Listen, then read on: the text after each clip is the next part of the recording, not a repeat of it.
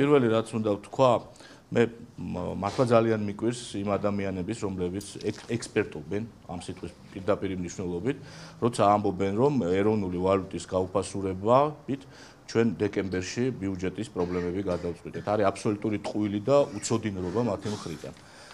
ეროვნული ვალუტის კურსის ზრდა საქართველოს მთავრობას ხარჯებს უზრდის. მათ შორის საგარეო ვალის მომსახურების ნაწილში. და არანაირი დამოკიდებულება მას ბიუჯეტის საშემოსავლო ნაწილთან კონკრეტულად კურსს არ აქვს. გარდა ამისა, მე კიდევ ერთხელ მინდა დავადასტურო, რომ არანაირი საფუძველი არ არსებობს პანიკის, იმიტომ რომ საქართველოს ეროვნულ ბანკს აქვს 3 მილიარდ დოლარზე მეტი რეზერვი. მათ შორის 500 მილიონით შარშან გაიზარდა ეს რეზერვი იმის გამო, რომ დაწვრილა იყო ლარზე.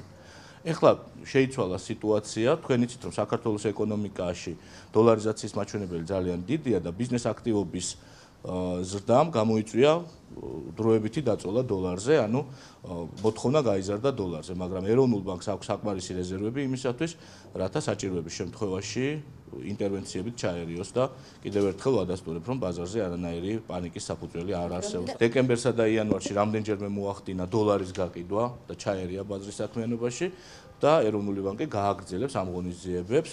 არა მხოლოდ იმ შემთხვევაში, თუ ინფლაცია გადააჭარბებს 6%-ს, მე მინდა გითხრათ, რომ დეკემბერში ინფლაცია იყო სულ 2.4%. კიდევ ერთხელ ვამბობ, რომ გაცვლითი კურსის დიდ მერყეობას მე არ ველი, არანაირი ეკონომიკური საფუძველი ამას არ აქვს, იმიტომ რომ გაზრდილია ექსპორტი, გაზრდილია დოლარის ჩამორიცხვები, გაზრდილია უცხოური ინვესტიციები. ანუ ჩვენ ყველა საფუძველი გვაქვს ველოდოთ, რომ კურსის დიდი ცვალებადობა აღარ მოხდება.